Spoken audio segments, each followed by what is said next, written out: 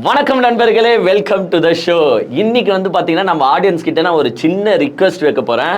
6 மணி ஆன பிறகு எல்லாருமே என்ன பண்றீங்கன்னா, அதாவது தமிழ்நாட்டு மக்கள் எல்லாருமே என்ன பண்றீங்கன்னா, உங்க காதுல வந்து இந்த பஞ்சு சொல்லுவாங்க பாத்தீங்களா, மெடிக்கல் ஷாப் போனீங்கன்னா அந்த பஞ்சு தருவாங்க. அந்த பஞ்சை என்ன பண்றீங்கன்னு பாத்தீங்கன்னா 2 காதுலையும் எடுத்து சொறிவுன்னு சுத்துங்க. வேணாம் பஞ்சுலாம் நம்மளுக்கு பத்தாது, ஏன்னா கதறல் சத்தம் ஜாஸ்தியா இருக்கும்.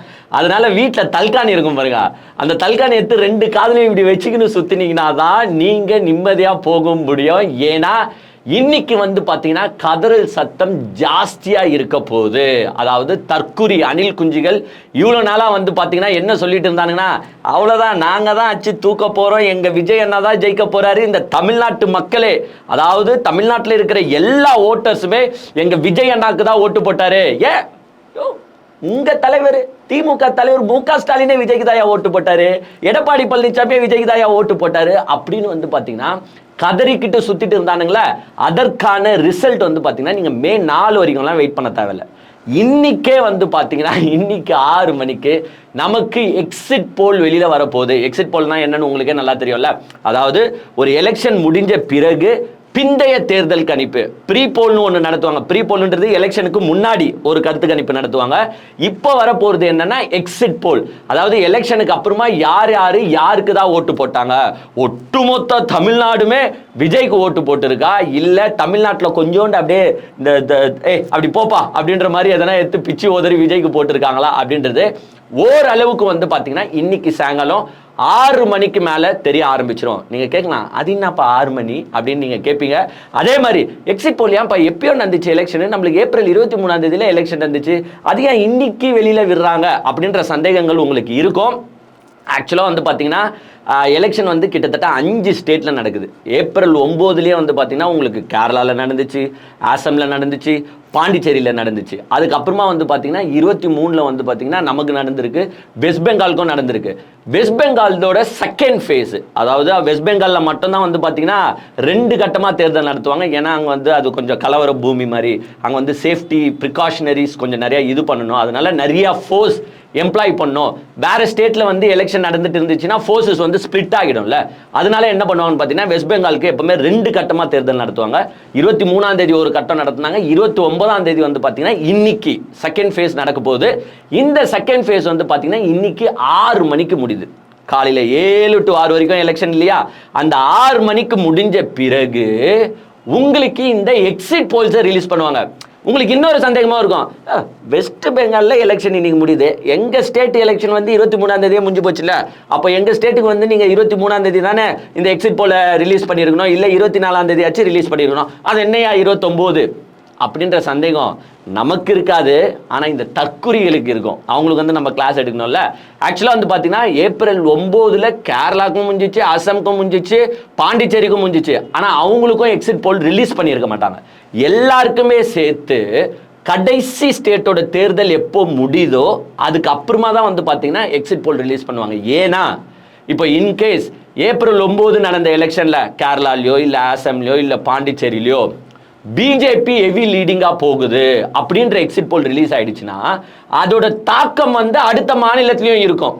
ஒருவேளை கேரளால வந்து பாத்தீங்கன்னா காங்கிரஸ் பெரிய சாதனை பண்ணிடுச்சு, பாண்டிச்சேரியில வந்து காங்கிரஸ் லீடிங் ஆயிடுச்சு அப்படின்னா அதோட தாக்கம் அடுத்த மாநிலங்கள்லயும் இருக்கும். 23ஆம் தேதி நடக்கிற தமிழ்நாட்டிலயும் அதோட தாக்கம் இருக்கும், இல்ல வெஸ்ட் பெங்கால்லயோ அதோட தாக்கம் இருக்கும். ஸோ தாக்கம் வந்து இம்பாக்ட் ஆகக்கூடாது, எந்த மாநிலத்திலையும் ஒரு ஸ்டேட்டோட முடிவு வந்து பாதிக்க கூடாது அப்படின்றதுக்காக தான் பாத்தீங்கன்னா எல்லா ஸ்டேட்டோட எலெக்ஷன் முடிஞ்ச பிறகுதான் இந்த எக்ஸிட் போல நடத்துவாங்க, ரிலீஸ் பண்ணுவாங்க.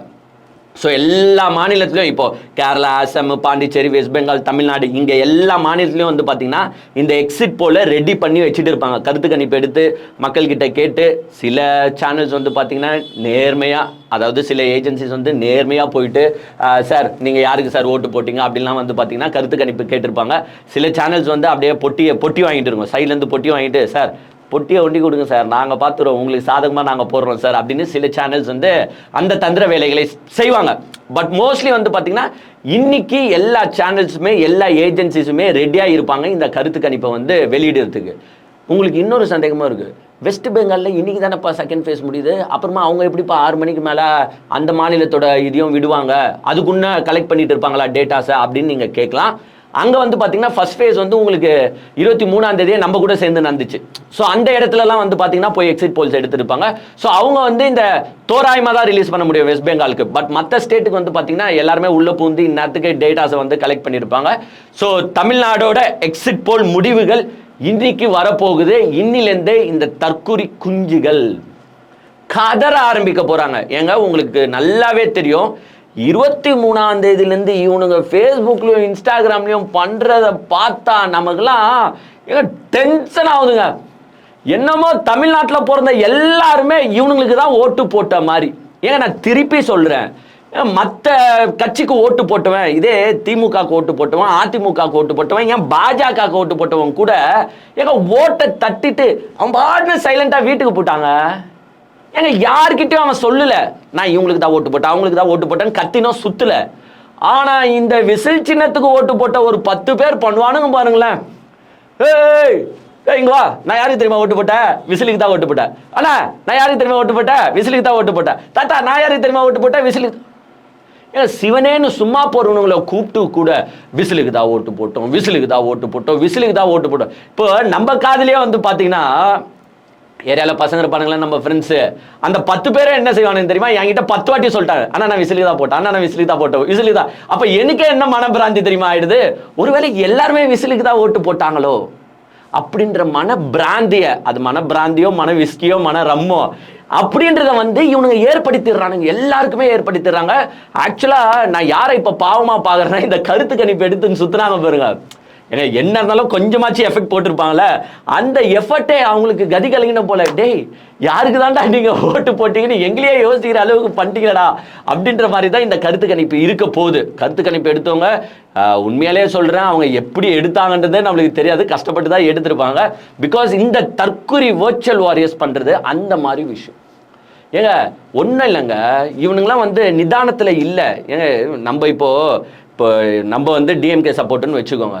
ஏங்க டிஎம்கே பண்ணதை சொல்லி ஓட்டு கேட்டிருக்காங்க. ஏங்க ஜெயிச்சா ஜெயிக்கிறாங்க, இன்கேஸ் தோத்து போதுனா கூட ஓகே நெக்ஸ்ட் எலெக்ஷன் பார்த்துக்கலாம், 26 போனா என்னையா 29 இருக்கு 31 இருக்கு அப்படின்ட்டு நம்ம என்ன பண்ணுவோம்னா அடுத்ததுக்கு ரெடி ஆகும். ஆனா இங்க வந்து பாத்தீங்கன்னா இந்த இளைஞர் பட்டாளம், அதாவது இந்த விசிலுக்கு இருக்கிற அந்த ரசிகர் பட்டாளம், அதாவது விஜய்க்கு பின்னாடி இருக்கிறது தொண்டர்கள் கிடையாது ரசிகர்கள் தான். நம்ம ஏன் அப்பப்போ சொல்றோம்னா இதனால தான். ஏங்க இவனுங்களாம் தாங்கக்கூடிய சக்தியில இல்லைங்க. ஏங்க ஒண்ணுமே இல்லை. நேத்து வந்து பாத்தீங்கன்னா ஓய்வு பெற்ற ஒரு நீதிபதி ஏங்க அவரா முன் வந்து பத்திரிகையாளரை சந்திக்கிறாரு. அவருக்கு வந்து இது வந்து ஒன்றும் ஃபோர்ஸ்ட் விஷயம் கிடையாது, அவர் பண்ணி ஆகணுன்ற ஆதாயமா அவருக்கு ஒன்றும் கிடையாது. பட் நேத்து வந்து அவர் வந்து தானா முன் வந்து பேசுறாரு. ஐயோ என் தமிழ்நாட்டில் இருக்கிற இளைஞர்கள்லாம் என்ன இப்படி போயின்னு இருக்கானுங்க. ஏன்னா அவருக்கே பயம் எடுத்துட்டு இருக்கு. நம்ம போன வீடியோல கிளீனா எக்ஸ்பிளைன் பண்ணியிருந்தோம் பாருங்க. 4ஆம் தேதிக்கு மேல முடிவு தெரிஞ்ச உடனே இவனுங்க எல்லாருமே என்னென்ன பண்ண போறானுன்னு நம்மளுக்கு தெரியல. நான் அப்பவே சொல்லியிருந்தேன், எங்க சொந்த பந்தங்களை பத்திரமா பார்த்துக்கோங்க, உங்க குழந்தைகளை பத்திரமா பார்த்துக்கோங்க. ஏன்னா நம்ம இந்த சோசியல் மீடியாஸ்ல பாக்குறத பார்த்தா, அதான் ஒரு லேடி வந்து சொன்னாங்க பாருங்க, முக ஸ்டாலின் திருப்பி ஆட்சிக்கு வந்துட்டாருன்னா என் விஜய் அண்ணா ஆட்சிக்கு வரலன்னா நானும் விஷம் வச்சு செத்துருவேன், என் குழந்தைங்களும் விஷம் வச்சு கொன்னுடுவேன். ஏங்க இந்த மாதிரி வீடியோஸ்லாம் பார்க்கும்போது நம்மளுக்கு கொஞ்சம் நினச்சி பாருங்க, அப்படின்னா இவங்க வந்து இந்த வெற்றியோ தோல்வியோ அதை தாங்குற மனநிலையில சுத்தமா இல்லை. அதை தான் வந்து இந்த ஓய்வு பெற்ற நீதிபதி வந்து நேற்று பேசுறாரு. நீங்கள் அனைவரும் கண்டிப்பாக அறிக்கை வெளியிட வேண்டும். இளம் தலைமுறையினருக்கு தேர்தல் தோல்வியை வெற்றியை சகஜமாக எடுத்துக்கொள்ள வேண்டும். யாரும் எந்தவித எக்ஸ்ட்ரீம் ஸ்டெப்ஸ் எடுக்கக்கூடாது என்று எல்லா அரசியல் தலைவர்களும் அறிக்கை வெளியிட வேண்டும். எப்படி ஓட்டு கேட்டார்களோ அதே போன்று இளம் தலைமுறை அவர்களுடைய அறிக்கை முக்கியமானது. ஏன்னால் அவர்கள் சொன்னதான் கேட்பார்கள். எல்லா அரசியல் கட்சி தலைவர்களும் இதை செய்ய வேண்டும். அது மிக அவசியமான ஒரு சோசியல் ரெஸ்பான்சிபிலிட்டி. எங்க இளைஞர்களே ஒன்னு புரிஞ்சுக்கோங்க, election is just a election. வெற்றி பெற்றால் கொண்டாடுங்க, ஏன்னா தோத்துட்டீங்களா நெக்ஸ்ட் எலெக்ஷனுக்கு ரெடி ஆகுங்க. இப்படிதான் வந்து எல்லா காலகட்டத்திலையும் அரசியல் நடந்துட்டு வருது. பட் எனக்கு இப்ப சோசியல் மீடியாஸை பார்க்கும்போது மனசு கஷ்டமா இருக்கு. ஏன்னா எல்லாருமே வந்து நீங்க பதிவு செய்யறதெல்லாம் பார்த்தா எனக்கு 4ஆம் தேதிக்கு அப்புறமா எதுனா ஆயிடுமோன்னு பயமா இருக்கு. ஸோ யாருமே எந்த மாதிரியான ஒரு எக்ஸ்ட்ரீம்கான முடிவுக்கு போயிடாதீங்க அப்படின்ட்டு. ஏங்க ஒரு நீதிபதி வந்து பாவங்க கதறாருங்க, ஓய்வு பெற்ற நீதிபதி. அவருக்கு என்னங்க தலையெழுத்தாங்க? ஏன்னா அவருக்கு ஒரு பாசம். ஏன்னா தமிழ்நாடுன்றத நம்ம என்னமோ நினைச்சோமேடா, ஏண்டா வளர்ச்சி பெற்ற மாநிலம் நினைச்சோமேடா, ஏண்டா இங்க ஃபுல்லா படிச்சவன் இருக்கிறான்னு நினைச்சோமேடா. ஆனா என்னடா இது, நம்ம நினைச்சதுக்கு மாறா இங்க ஃபுல்லா தற்குறி கூட்டமா இருக்கு அப்படின்ற சந்தேகத்துல அவர் பேசுறாரு.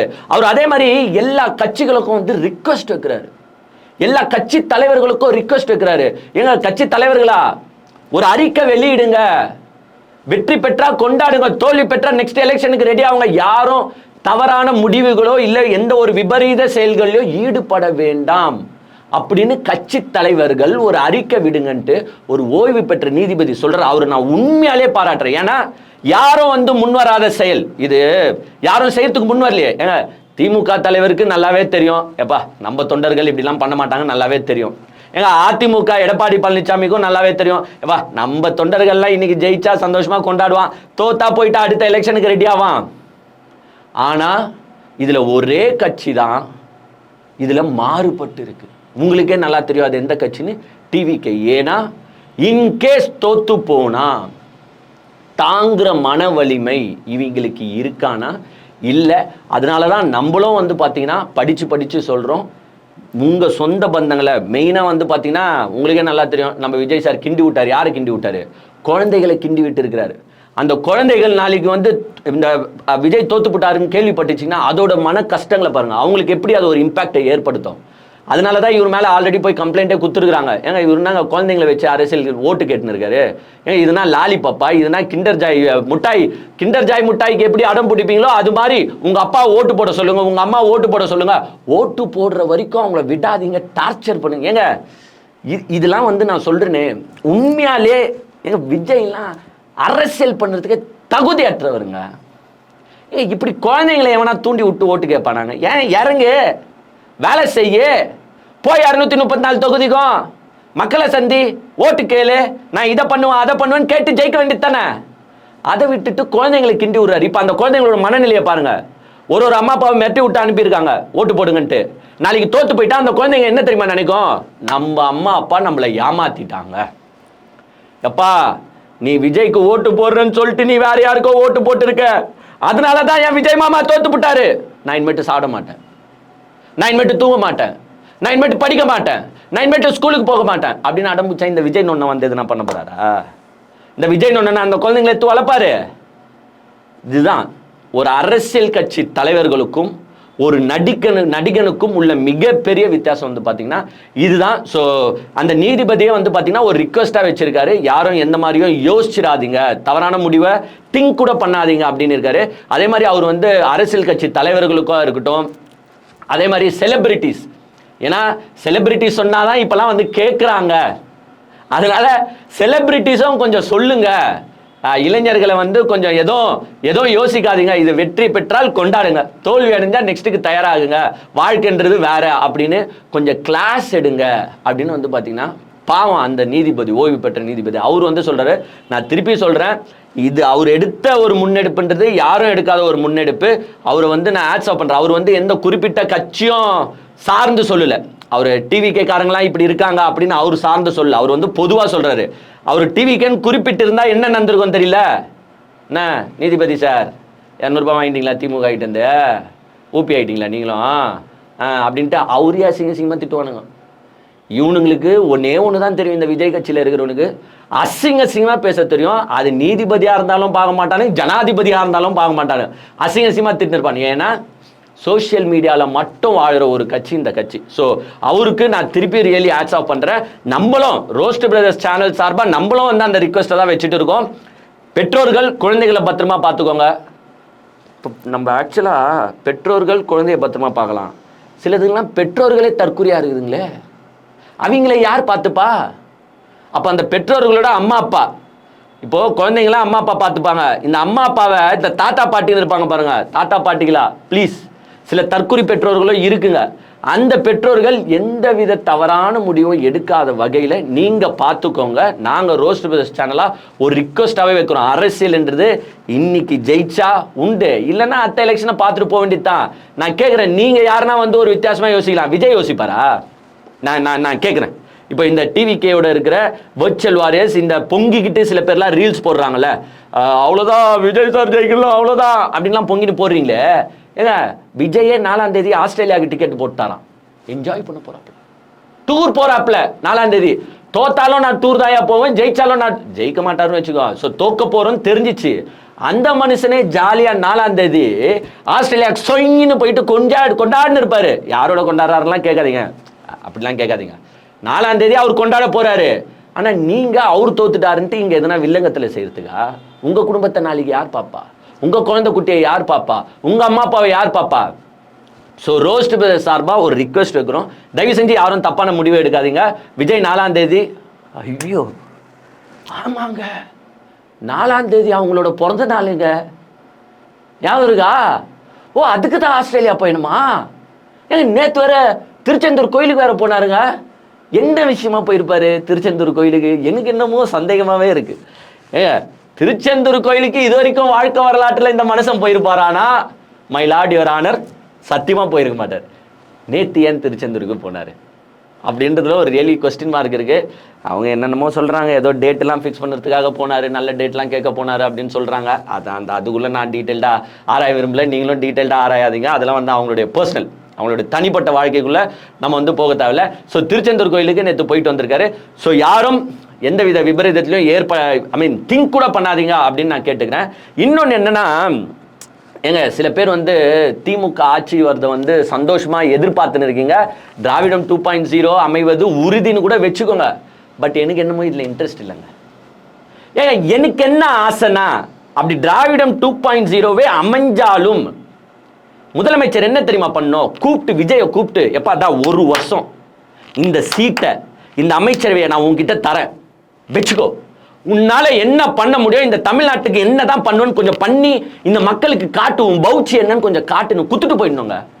ஏன்னா உண்மையாலே சொல்றேன், முதலமைச்சர் இதை செய்யணும். ஒரு வருஷங்க, இந்த ஒன் டே சீஃப் மினிஸ்டர் கூட தேவையில்ல, விஜய்க்கு நீங்க ஒரு வருஷமே தாராளமா கொடுக்கலாம். ஏங்க எல்லாருமே என்ன தெரியுமா நினைச்சுன்னு இருக்கானுங்க, இப்போ இந்த விஜய் கட்சியில இருக்கிறவங்களோ இந்த பொதுமக்களோ, அதாவது விஜய் நம்புற பொதுமக்களோ என்ன தெரியுமா நினைச்சுன்னு இருக்காங்க, ஏங்க விஜய் வந்தா ஏங்க எல்லாத்தையும் தலைகீழ போட்டுடுவாப்ல. அதாவது நீங்க வந்து சில காமெடி சீன்ஸ்லாம் பார்ப்பீங்க பாத்தீங்களா, ஒருத்தன் வந்து ஏழையா இருப்பான், a few minutes later அப்படின்னு அவன் பணக்காரன் ஆயிட்டு இருப்பான். அந்த மாதிரி தான் இவங்க என்ன நினைச்சுன்னு இருக்காங்கன்னா, என்னமோ விஜய் அப்படி முதலமைச்சர் ஆன உடனே தமிழ்நாட்டில் ஒரு கொலை நடக்காது, தமிழ்நாட்டில் ஒரு திருட்டு நடக்காது, தமிழ்நாட்டில் ஒரு ரேப் நடக்காது, தமிழ்நாட்டில் ஒண்ணுமே நடக்காது. அதாவது ஒரு தமிழ்நாடுன்றது வந்து பாத்தீங்கன்னா ஒரு சிங்கப்பூர் ஆகவோ, சிங்கப்பூர் கூட வேணாம், ஒரு யூஎஸ்ஏ அமெரிக்காவா, ஒரு அமெரிக்கா கூட இல்லை, என்னமோ தமிழ்நாட்டே இந்த பரலோகம்னு சொல்லுவாங்க பார்த்தீங்கன்னா, பரலோகம் எல்லாமே அங்கே வந்து சந்தோஷமா தான் இருக்கும். எந்த ஒரு தீயதோ இருக்காது, எந்த ஒரு கெட்டதோ நடக்காது, எல்லாருமே அப்படியே சந்தோஷத்திலே தெளிச்சிட்டு இருப்பாங்கன்னு சொல்லுவாங்க பார்த்தீங்கன்னா, அந்த பரலோகத்தை அப்படிதான் சொல்லுவாங்க. அந்த மாதிரி விஜய் ஆக்கிடுவாரு அப்படின்னு நினைச்சிட்டு இருக்கு இந்த மக்கள் கூட்டம். ஏங்க என்ன பண்ண முடியும் இந்த விஜயால நான் கேட்கிறேன்? ஏங்க கொலையே நடக்காதா? ஏங்க ரேப்பே நடக்காதா? ஏங்க திருட்டே நடக்காதா? நான் இப்போ கூட ஆட்சி சொல்றேங்க, திராவிடம் 2.0 இல்ல, யார் வந்து ஆட்சி அமைச்சாலும், ஏங்க கடவுளே வந்து ஆட்சி அமைச்சாலும் கொலை நடக்க தான் செய்யும். பழிக்கு பழி கொலை பண்ணா அவ்வளோ பேர் வெயிட்டிங், அவன் பண்ணியிருந்தா சுத்துவான், அவனை தடுக்கவே முடியாது, ஓரளவுக்கு தான் கண்ட்ரோல் பண்ண முடியும். ஏங்க திருட்டு நடக்க தான் செய்யும். நகை வேலை சும்மாவா உயருது? ஏங்க 1,12,13,000 ரூபாவோ? அப்போ பார்க்குறவன் சோம்பேறித்தனமா இருக்கிறவன் என்ன பண்ணுவான்?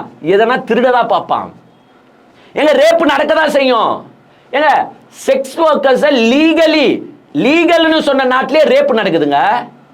சில கண்ட்ரீஸ்ல லீகல் செக்ஸ், அங்கேயே ரேப் நடந்துட்டு இருக்கு, இங்க அதெல்லாம் பேண்டு. அப்போ இங்கனும் போது ரேப் நடக்க தான் செய்யும். இதை ஓரளவுக்கு தான் யாரா இருந்தாலுமே கண்ட்ரோல் பண்ண முடியுமே தவிர்த்து முற்றிலும் ஒழிக்கப்பட முடியுமானா முடியாது.